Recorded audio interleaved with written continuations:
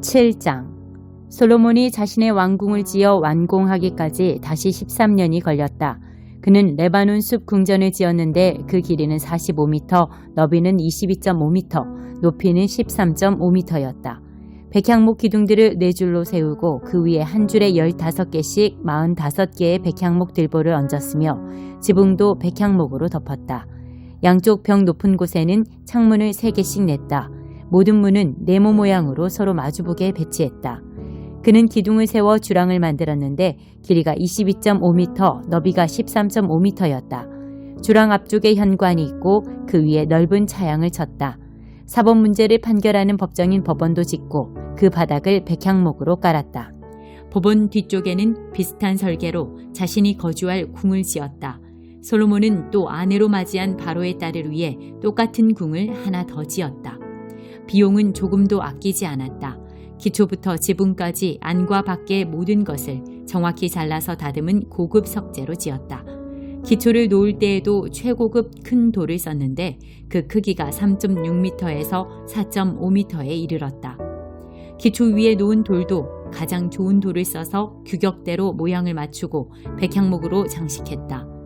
안뜰을 두른 담은 하나님의 성전 현관에 있는 것과 똑같이 돌을 3층으로 쌓고 맨 위에 백향목 판자를 얹었다.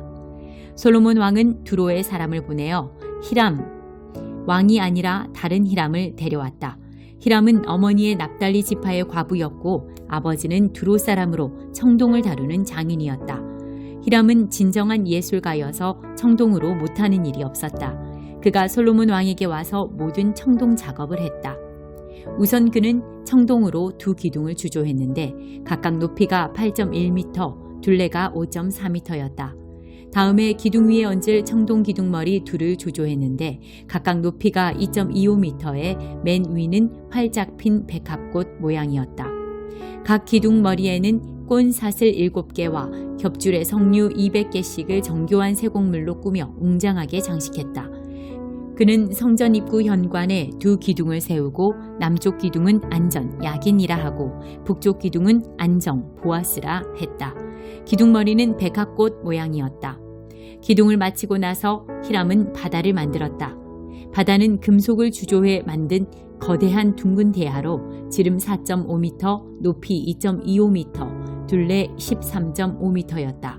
가장자리 아래에 2 줄로 호리병 모양의 장식용 박을 둘렀는데 45cm마다 10개씩이었다.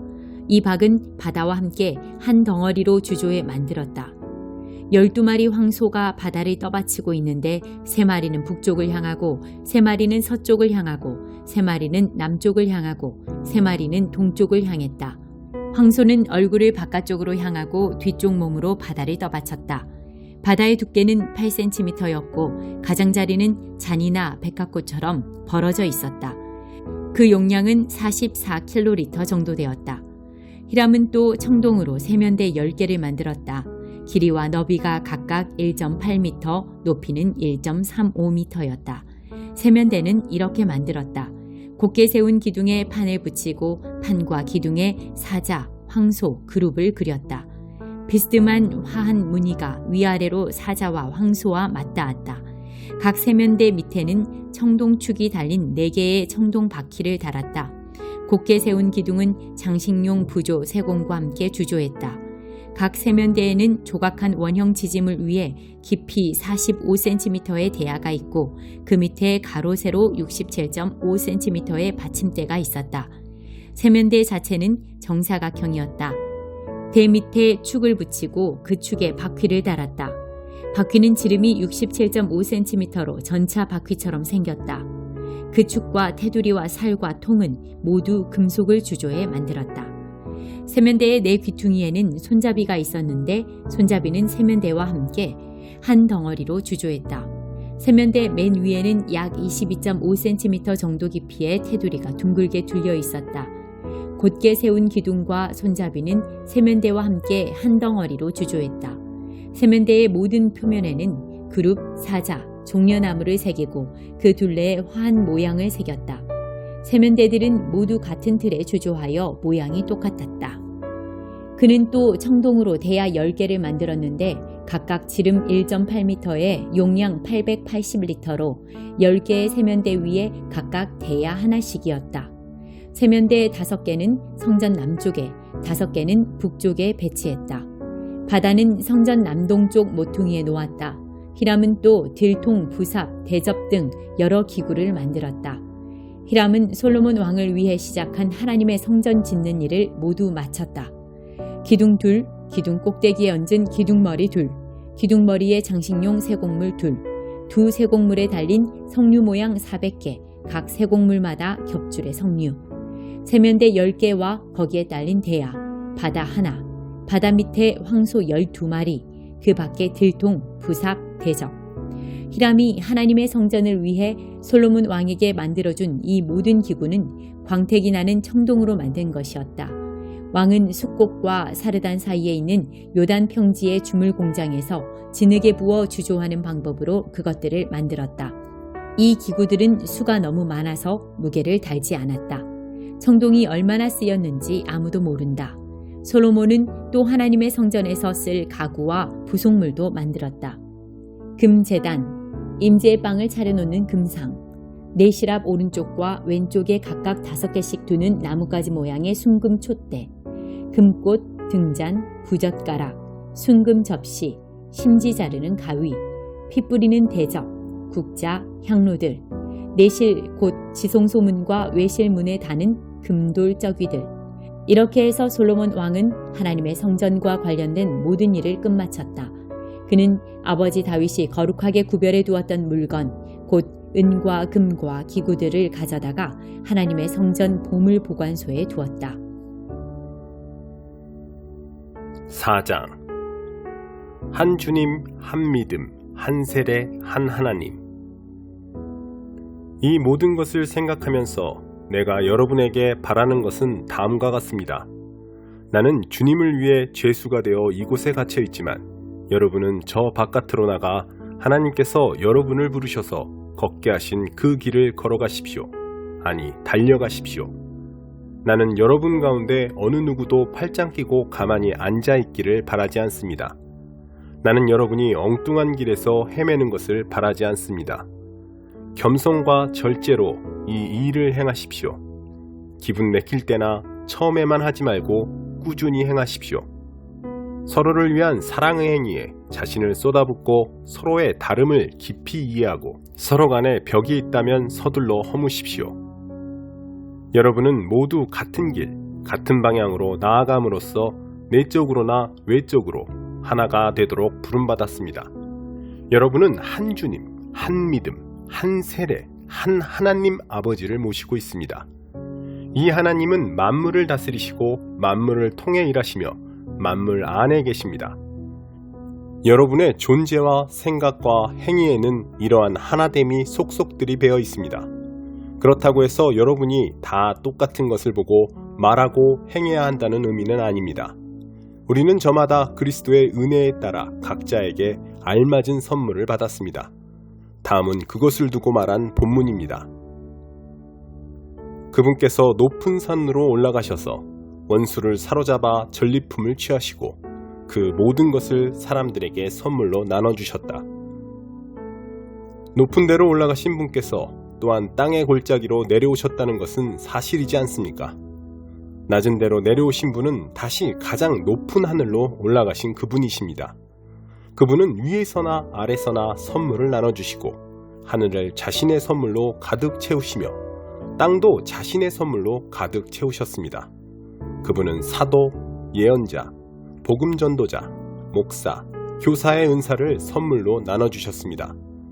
그것은 그리스도를 따르는 사람들을 숙련된 봉사의 일을 하도록 훈련시켜 그리스도의 몸인 교회 안에서 일하게 하시려는 것입니다. 그리하여 우리 모두가 춤추듯 서로 손발이 척척 맞아 하나님의 아들께 능숙하고 우아하게 응답하고 충분히 성숙한 어른이 되고 안팎으로 충분히 개발되어 그리스도처럼 충만히 살게 하시려는 것입니다. 부디 우리 가운데는 더 이상 어린아이로 남아있는 사람이 없어야 합니다. 세상 물정 모르는 순진한 사람이 되거나 아이처럼 사기꾼의 손쉬운 표적이 되어서는 안 됩니다. 하나님은 우리가 충분히 자라서 모든 면에서 그리스도처럼 온전한 진리를 알고 사랑으로 그 진리를 말하기를 바라십니다. 우리는 그리스도를 따라갑니다. 그분은 우리가 하는 모든 일의 근원이십니다. 그분은 우리가 서로 발맞춰 나아가게 하십니다. 그분의 숨과 피가 우리에게 흘러 영양을 공급하면 우리는 하나님 안에서 건강하게 자라고 사랑 안에서 강해질 것입니다. 낡은 생활 방식을 버리십시오. 그러므로 나는 힘주어 말합니다. 하나님께서도 내 말을 지지하십니다. 아무 생각이나 분별 없이 사는 대중들을 따라가지 마십시오. 그들은 너무나 오랫동안 하나님과 관계 맺기를 거부한 나머지 하나님은 물론이고 현실에 대해서도 감각을 잃어버린 자들입니다. 그들은 똑바로 생각할 줄 모릅니다. 감각을 잃어버린 그들은 성에 집착하고 온갖 종류의 변태 행위에 중독되어 있습니다. 그런 삶은 여러분에게 어울리지 않습니다. 여러분은 그리스도를 배웠습니다. 우리가 예수 안에서 배운 것처럼 여러분도 그분께 세심한 주의를 기울였고 진리 안에서 제대로 교육받았습니다. 따라서 우리에게는 못 배워서 그랬다는 핑계가 통하지 않으니 저 낡은 생활 방식과 관련된 모든 것, 말 그대로 모든 것을 버리십시오. 그것은 속속들이 썩었으니 내다 버리십시오. 그 대신 전혀 새로운 생활 방식을 입으십시오. 하나님께서 그분의 성품을 여러분 안에 정확하게 재현해 내시는 것 같이 하나님께서 만들어주신 생활 안에서부터 새로워진 생활을 몸에 익히고 그 생활이 여러분의 행위에 배어들게 하십시오.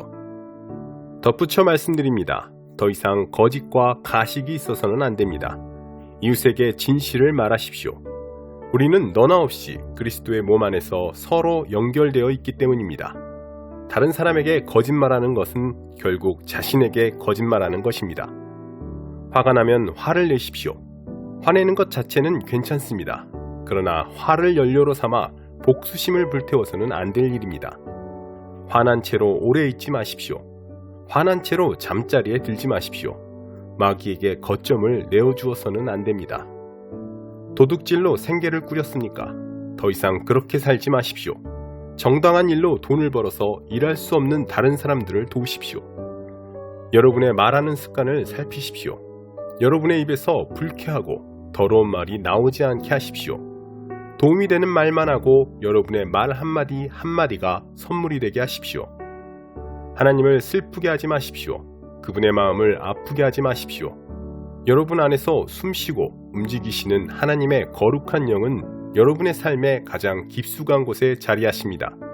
성령께서 여러분을 하나님께 합당한 사람으로 만들어 주십니다. 그러한 선물을 당연한 것으로 여기지 마십시오. 가시도 친 말, 헐뜯는 말, 불경스러운 말은 입에 담지도 마십시오. 서로 친절하게 대하고 서로 마음을 쓰십시오. 하나님께서 그리스도 안에서 여러분을 용서하신 것 같이 여러분도 서로 신속하고 완전하게 용서하십시오. 37장 마른 뼈들이 살아나다. 하나님께서 나를 잡아채셨다. 하나님의 영이 나를 위로 들어 올리시더니 뼈들이 널브러져 있는 넓은 벌판 한가운데 내려놓으셨다. 그분이 나를 데리고 그 뼈들 사이를 두루 다니셨다. 뼈가 얼마나 많던지 벌판 전역이 뼈로 뒤덮여 있었다. 햇볕에 바짝 말라 휘어진 뼈들이었다. 그분이 내게 말씀하셨다. 사람의 아들아, 이 뼈들이 살 수 있겠느냐? 내가 대답했다. 주 하나님, 오직 주만이 아십니다. 그분이 내게 말씀하셨다. 저 뼈들을 향해 예언을 선포하여라. 마른 뼈들아, 하나님의 메시지를 들어라. 주 하나님께서 그 마른 뼈들에게 이르셨다. 자, 보아라. 내가 너희에게 생명의 숨을 불어넣겠고 너희가 살아날 것이다. 내가 너희에게 힘줄을 붙이고 너희 뼈에 살을 입히고 너희를 살갗으로 덮고 너희 안에 생명을 불어넣겠다. 그러면 너희가 살아나서 내가 하나님인 줄 알게 될 것이다. 그래서 나는 명령받은 대로 예언을 선포했다. 그러자 무슨 소리가 들리기 시작했다. 바스락바스락하는 소리였다. 뼈들이 움직이더니 뼈와 뼈가 서로 붙기 시작했다. 계속 지켜보니 그 뼈들의 힘줄이 붙고 근육이 오르며 그 위로 살갗이 덮였다. 그러나 그들 안에 아직 생기는 없었다. 그분이 내게 말씀하셨다. 생기에게 말씀을 선포하여라. 사람의 아들아, 예언을 선포하여라. 생기에게 일러라. 주 하나님께서 말씀하신다. 생기여 오라. 사방에서 불어와 저 살해당한 몸들에게 생명을 불어넣어라. 내가 명령받은 대로 말씀을 선포하자 생기가 그들 속에 들어갔고 그들이 살아났다. 그들이 제 발로 일어서는데 엄청나게 큰 군대였다. 그때 하나님께서 내게 말씀하셨다. 사람의 아들아, 이 뼈들은 온 이스라엘 집안이다. 그들이 하는 말을 들어보아라. 우리 뼈가 말랐다. 우리 희망이 사라졌다. 남은 것이 아무것도 없다. 그러므로 예언을 선포하여라. 그들에게 전하여라. 주 하나님이 말한다. 나의 백성들아, 내가 너희 무덤을 파헤치고 너희를 꺼내어 살려주겠다. 곧장 너희를 이스라엘 땅으로 데려가 주겠다. 내가 무덤을 파헤치고 내 백성인 너희를 꺼내는 날, 너희는 내가 하나님인 줄 알게 될 것이다. 내가 너희 안에 나의 생명을 불어넣으면 너희가 살아나리라. 내가 너희를 너희 땅으로 데려갈 때에 너희는 내가 하나님인 줄 알게 될 것이다. 내가 말했으니 내가 이룰 것이다. 하나님의 보고다. 하나님의 메시지가 내게 임했다. 너 사람의 아들아, 막대기를 가져다가 그 위에 이렇게 써라. 유다와 그의 이스라엘 동료들. 그 다음 다른 막대기를 가져다가 그 위에 이렇게 써라. 에브라임의 막대기인 요셉과 그의 모든 이스라엘 동료들. 그런 다음 그 두 막대기를 하나로 묶어 내 손에서 한 막대기가 되게 하여라. 내 백성이 내게 지금 무엇 하는 겁니까? 하고 묻거든 그들에게 전하여라. 주 하나님이 말한다. 나를 잘 보아라. 내가 에브라임 손에 있는 요셉 막대기, 곧 그와 연결된 이스라엘 지파들의 막대기와 유다 막대기를 연결하여 그 둘을 한 막대기로 만들 것이다. 그 둘이 내 손에서 하나의 막대기가 될 것이다. 또 너는 네가 글을 새겨 넣은 그 막대기를 가져다가 사람들이 잘 볼 수 있게 높이 쳐들고 그들에게 말하여라. 주 하나님이 말한다. 나를 잘 보아라. 나는 이스라엘 백성이 포로로 붙잡혀간 땅에서 그들을 데리고 나올 것이다. 내가 그들을 사방에서 모아다가 다시 고향으로 데리고 올 것이다. 그들이 그 땅 이스라엘의 산에서 한 민족을 이루어 살게 하고 그들 모두를 다스릴 한 왕을 그들에게 줄 것이다.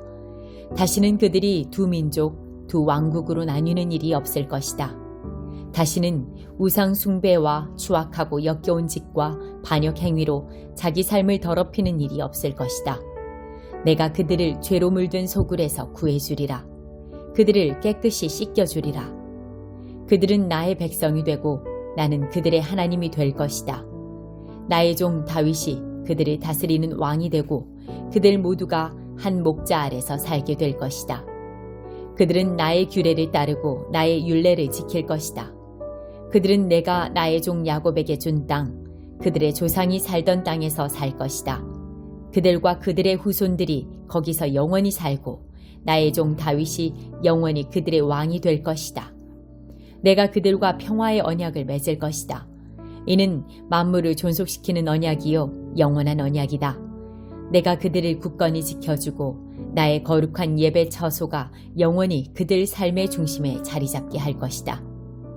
내가 거기서 그들과 함께 살 것이다. 내가 그들의 하나님이 되고 그들은 나의 백성이 될 것이다. 나의 거룩한 예배 처소가 영원히 그들 삶의 중심에 세워질 때 문민족은 나 하나님이 이스라엘을 거룩하게 하는 이인 줄 알게 될 것이다. 87편 고라의 시. 거룩한 산 위에 시온을 세우셨으니 오 하나님은 참으로 그분의 집을 사랑하신다네. 야곱의 집들을 모두 합한 것보다 더욱 사랑하신다네. 오 하나님의 도성이여 모두가 내 이야기를 하는구나. 나를 잘 아는 저들의 이름을 하나하나 불러본다. 이집트와 바빌론, 블레셋, 두로와 구스도 함께. 저들을 두고 이런 말이 떠돈다. 이 사람은 여기서 다시 태어났다. 시온을 두고는 이런 말이 나돈다.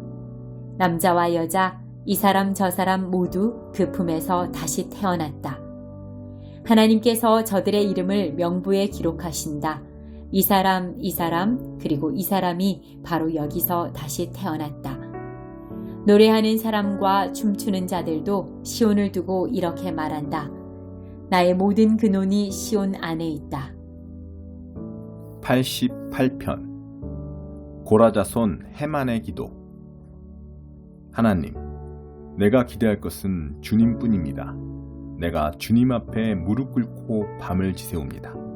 주님의 구원 계획에 나를 넣어주시고 내가 처한 공경에 주목하소서. 어려움이라면 당할 만큼 당했고 나 이제 저승의 문턱에 이르렀습니다. 사람들은 나를 실패자로 여기고 흔해 빠진 사고이생자, 가망 없는 자로 분류합니다. 이미 죽은 자처럼 버림받아 죽음 더미에 던져진 또 하나의 시체요, 묘비도 없이 흔적도 없이 사라질 존재일 뿐입니다. 주께서 나를 나락에 떨어뜨리시고 칠흑 같은 시면으로 밀어넣으셨습니다. 내가 주님의 경로에 정신을 잃고 파도처럼 밀려오는 주님의 분노에 사정없이 부서졌습니다. 친구들이 나를 미워하게 하시고 나를 끔찍한 존재로 여기게 만드셨습니다. 미로에 갇힌 이 몸, 탈출구를 찾지 못한 채 고통과 좌절의 눈물로 눈까지 멀고 말았습니다. 하나님, 종일토록 주께 부르짖고 또 부르짖습니다. 이렇게 두 손 모아지고 도움을 구합니다. 죽은 자들이 살아서 주님의 기적을 보겠습니까? 유령들이 찬양대에 끼어 주님을 찬양하겠습니까? 주님의 사랑이 임한다 한들 무덤에서 무엇이 달라지겠습니까? 주님의 신실한 임재를 지옥의 통로에서 누가 알아보겠습니까? 주님의 놀라운 이적들을 어둠 속에서 누가 보겠습니까? 주님의 의로운 길을 망각의 땅에서 누가 주목하겠습니까? 하나님, 물러서지 않고 목청껏 도움을 구합니다. 내가 아침마다 기도하고 새벽마다 무릎 꿇습니다. 하나님, 어찌하여 못 들은 채 하십니까? 어찌하여 그렇게 모습을 감추십니까? 어려서부터 고통을 겪고 주님 주시는 가장 심한 고통을 겪은 이 몸, 이제는 지쳤습니다. 들불 같은 주님의 노여움이 내 인생 내내 타올라 이 몸 시퍼렇게 멍든 채 죽어가고 있습니다. 주께서 나를 사방에서 맹렬히 치시고 거반 죽을 때까지 재난을 퍼부으셨습니다. 사랑하는 사람과 이웃이 똑같이 나를 버리게 하셨으니 내게 남은 벗은 오직 어둠뿐입니다.